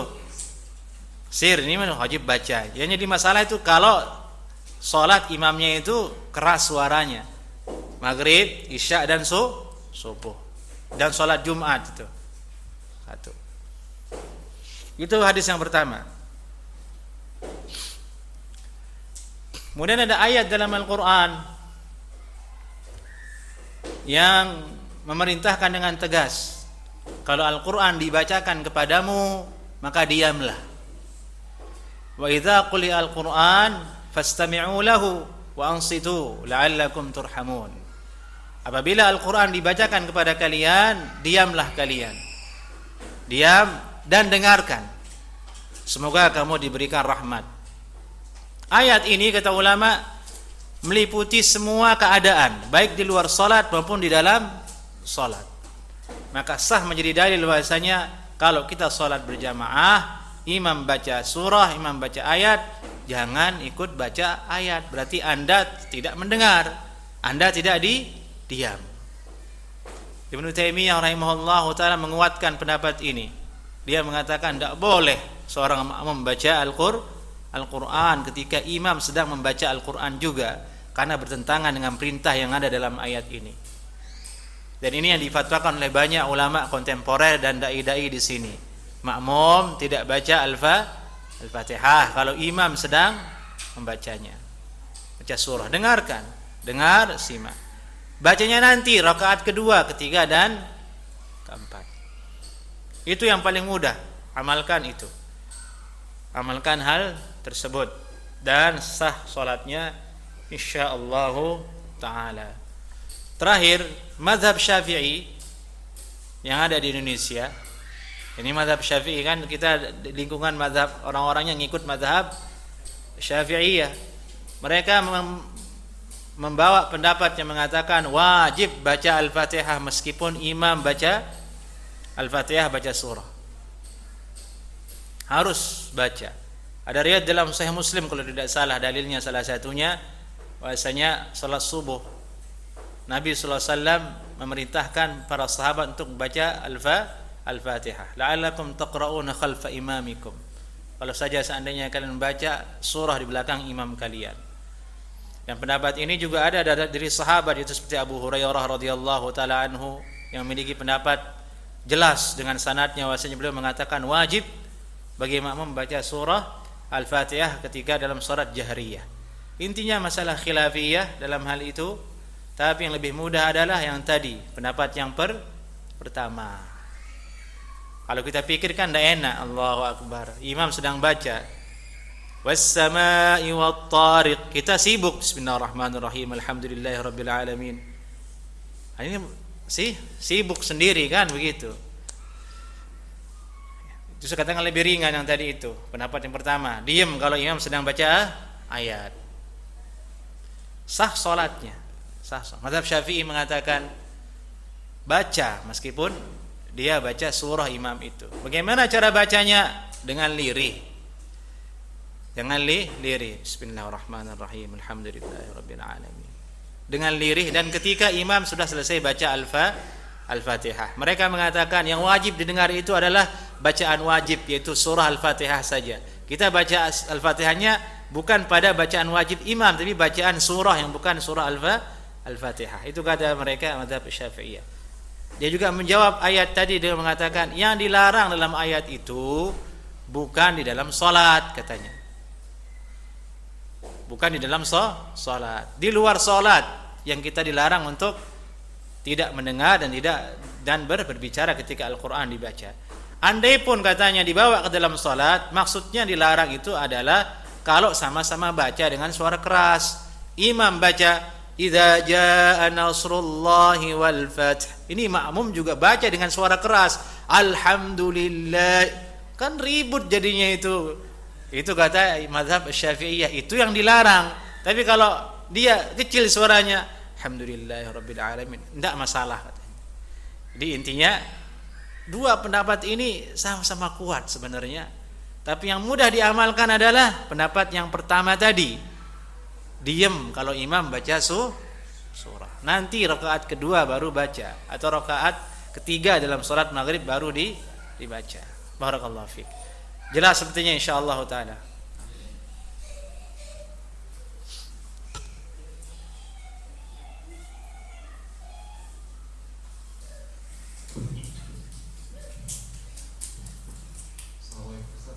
Assalamualaikum warahmatullahi wabarakatuh.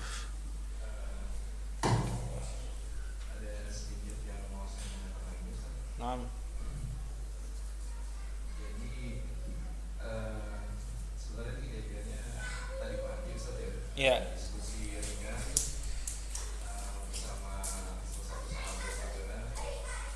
Jadi ada fulan bertanya, lebih tepatnya menyampaikan bahwa ada jamaah yang meninggalkan sholat berjamaah subuh di masjid karena alasan sholat subuh di masjid tersebut yang dekat rumahnya itu bacaan suratnya panjang. Akhirnya dia tinggalkan sholat berjamaah tersebut dengan alasan karena takut kesiangan berangkat kantor atau Iya. demikian. Kalau ya sebenarnya pada kita yang sudah terbiasa sholat di situ memang dikatakan panjang pun karena memang kita udah biasa, jadi nggak bisa dikatakan panjang juga gitu kan, standar aja gitu. Kira-kira untuk menyikapi tersebut itu kira-kira dari Ustaz gimana? Barakallahu fiik. Ini kasus pernah terjadi di zaman Nabi sallallahu alaihi wasallam. Yaitu hadis Jabir bin Abdullah dalam Sahih Bukhari dan lainnya. Ada sahabat itu bernama Muadz bin Jabal radhiyallahu taala anhu. Yusalli ma'an Nabi sallallahu alaihi wasallam thumma yarji' fa ya'ummu qaumahu fa shalla bil isya. Kalau sudah selesai salat jamaah bersama Nabi, beliau pulang ke daerahnya dan salat bersama jamaahnya di situ jadi imam. Yang ceritanya Muadz bin Jabal jadi imam. Faqara'a al-Baqarah. Muadz bin Jabal jadi imam semangat. Ayatnya surat Al-Baqarah, enggak nanggung-nanggung. 2 juz. Fansarafa ar-rajulu. Ada satu jamaah pergi. Salat belum selesai dia pergi. Kemudian Muadz tahu hal itu. Dia melapor kepada Nabi sallallahu alaihi wasallam, "Ya Rasulullah, ada jamaah tadi Muadz saya jadi imam, saya baca Al-Baqarah belum selesai dia pergi. Mufaraqah." Siapa yang disalahkan sama Nabi? Muadz bin Jabal. Anta fattan. Kamu buat fitnah, kamu tukang fitnah, fitnah. Digituin Muadz. Sahabat loh ini jadi imam. Yang disalahin bukan yang pergi itu, tapi imam ini yang disalahin sama Nabi. Oh, fattan. Kalau kamu mau jadi imam, kata Nabi sallallahu alaihi wasallam, baca yang pendek-pendek. Yang mufassal itu tuh. Sabbih isma rabbikal a'la, al-jum'ah, al-munafiqun, atau yang pendek-pendek sesuai dengan keadaan makmum. Dan ada hadis yang lain mengatakan kalau kamu jadi imam, fanzur, lihat keadaan makmummu. Di antara mereka ada yang tua, ada yang sibuk kerja, ada yang begini, ada yang begitu. Yang dilihat adalah orang yang paling lemah di jamaah itu, bukan orang yang paling kuat di situ, bukan orang yang paling khusyuk di situ. Misalnya satu masjid itu 10%-nya pensiunan, nggak ada kerja kan dia itu. Jangan timbangan yang pensiunan ini. Timbangannya adalah yang pekerja itu. dia mau berangkat kerja, jadi dia pergi ninggalin ke masjid yang lain, itu tidak salah dia, salah si imam kalau dia panjang. Hanya masalahnya ini ukuran panjang ini kan jadi masalah kan ya. Kalau antum yang biasa di situ ya biasa aja ini. Ya karena antum nggak sibuk kan. Jadi tetap itu keliru imam. Dia harus baca yang sesuai dengan keadaan makmum. Itu hadisnya dalam Sahih Bukhari, itu hadis Muadz bin Jabal. Dimarahi sama Nabi, "Fattan, fattan, fattan. Kamu buat fitnah kepada sahabat, kepada makmum." Ini juga sahabat yang pergi, ini juga sahabat juga, ini sahabat Nabi. Jadi makmum terus pergi salat. Satu riwayat mengatakan salat di samping. Jadi orang jamaah dia berhenti jamaah, dia salat sendirian. Allah pergi itu. Itu sahabat Nabi itu. Seperti itulah kasih sayangnya Nabi terhadap umatnya. Itu jadi pelajaran kita kalau jadi imam, jadi apa-apa, jadi pemimpin itu jangan terlalu saklek, jangan terlalu begitu. Lihat yang lemah di situ. Yang lemah dialah jadi timbangan supaya hidayah itu sampai kepada mereka. Barakallahu fiik. Seperti itu. Jadi maklumi dia supaya yang penting syukur dia masih sholat kan. Yang penting dia masih sholat. Allah ya barik fiik. Nah.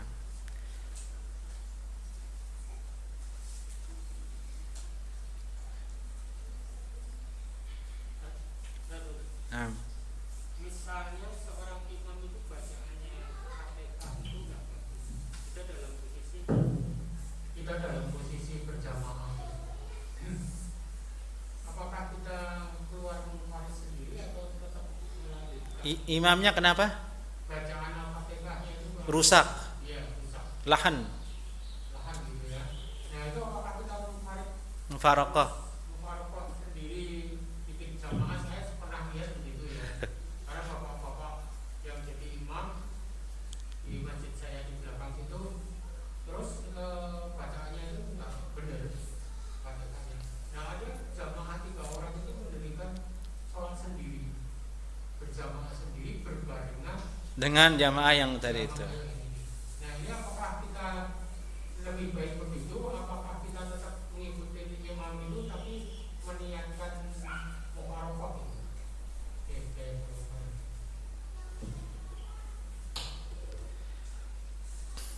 Sebenarnya sikap yang benar itu adalah itu imam disuruh berhenti, ditarik, berhenti jadi imam. Jangan lagi jadi imam, itu orang yang rusak bacaan Al-Fatihahnya itu. Itu pasti berulang kan, Pak, di masjid antum tuh. Karena sekali jadi imam biasanya lagi nanti jadi imam lagi dia. Kalau sudah berani berapa kali jadi imam, biasanya nanti jadi imam lagi itu dia. Padahal sudah ditahu bacaan Fatihahnya rusak. Itu ditarik itu orangnya. Maksudnya dinasehati oleh DKM-nya, "Pak, antum jangan jadi imam. Ini jamaah kacau di belakang karena bacaan Fatihah antum rusak." Dinasehati. Itu yang paling penting untuk merubah kemungkaran itu. Tidak dirubahnya kemungkaran itu akibatnya yang tadi itu, mau mufaraqah ndak enak, mau lanjut juga ndak enak. Karena banyak kan ndak enaknya orang Indonesia akhirnya masuk ke sampai masalah urusan sholat.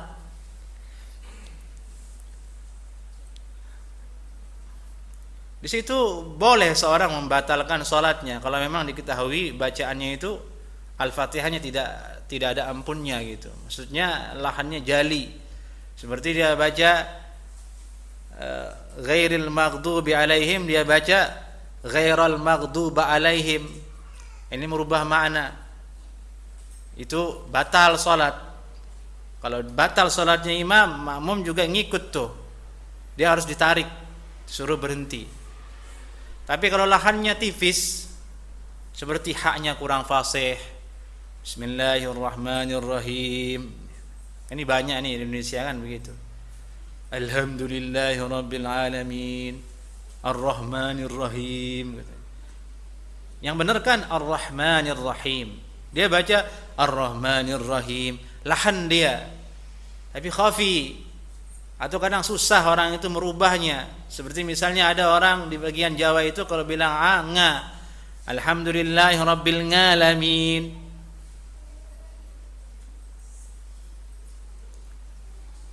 mungkin itu dimaafkan sambil dia belajar ya, kalau yang tipis-tipis seperti itu. Tapi kalau yang merubah makna seperti yang tadi, ghairul maghdubi alaihim, wah harokatnya hancur lebur, itu yang boleh mufaraqah, berhenti sholat di situ, suruh semuanya berhenti, jangan sendiri, sudah cukup, biarin sholat sendiri, imam itu mundur belakang dikit sholat lagi. Pernah saya mengalami yang lebih parah dari itu di satu masjid di Jalan Narogong di sana itu, sholat zuhur, ternyata yang jadi imam itu orang stres, kita nggak tahu. Sholat zuhur 8 rakaat, sholat zuhur 8 rakaat. Ini kenapa nih imam ini kok berdiri lagi itu? Ditegur cuek dia, subhanallah, bangun lagi nih, sudah mau ke-7 itu masih aja. Ternyata saya tanya, kenapa jadi imam? Udah sering begini, berarti tidak ada nahi mungkar, banyakkan tidak enaknya. Jadi hal yang sangat vital dalam ibadah tidak bisa kita jaga karena kalah oleh tidak enak, dibiarin aja gitu. Kan salah seperti itu. Di-cut itu. Kalau orang seperti itu di-cut. Di situ kita buat ketegasan, jangan, ini agama. Walaupun mungkin tegang-tegangan sehari 2 hari, tapi setelahnya menjadi bagus. Sehari 2 hari tegang-tegangannya, ribut-ributnya itu dengan orang yang itu, tapi setelahnya menjadi bagus keadaan. Ya intinya boleh Pak mufaraqah di situ, dan ajak yang lain mufaraqah kalau memang bacaannya betul-betul hancur. Kemudian sholat berjamaah bersama yang lain. Barakallahu fiik. Sampai di sini ikhwah, ibu-ibu, kajian kita semoga ada manfaatnya dan semoga kita bisa lanjutkan kembali, dan semoga Allah memberikan kita kemudahan mengangkat semua penyakit dan wabah di antara kaum muslimin dan di semua daerah yang ada. Assalamualaikum warahmatullahi wabarakatuh.